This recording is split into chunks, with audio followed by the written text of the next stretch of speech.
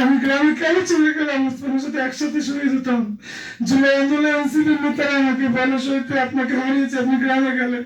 আমি বলছি আমি কোনো রাজনীতি করবো না। আমি সেদিন ডিসি স্যারের অফিসে যে প্রতিনিধি আসছিলাম, আমি বলছি যে আমি এমন কোনো ভাব তৈরি করার জন্য আন্দোলন করি না যে যারা আওয়ামী লীগ করতে তাকে কি বিপদে ফেলতে হবে। তাহলে তো 17 বছর আওয়ামী লীগ যা করছে আমরা তাই করলাম।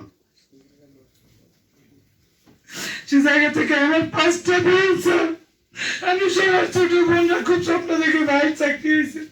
সবাই নিজেরা মিষ্টি খায়, বাইরে মিষ্টি খাওয়ায়, দুলাভাইরে মিষ্টি খাও। আমি যখন বুধবার শুনলাম আমার চাকরি, আমি রিজেক্ট ভাই, আমি দাঁড়াইতে পারছিলাম না। আপনার সাথে আমি শেষে দেখা করে গেছি। আমি বারবার বলছি যে আমার কাছে 10টা টাকা নেই, আমি কিছু খাবো। আমি রাতে বাসায় যাওয়ার পর খাওয়ার পরে আমার ডিসেন্ট্রি হয়। আমি জিওএক্স খাই, মোটেল খাই এবং ফিলমেট খাই, একটু সুস্থ হই। তারপরে আমার গেট পাস না আসলে আজকে সচিবালয় আমি যাইনি।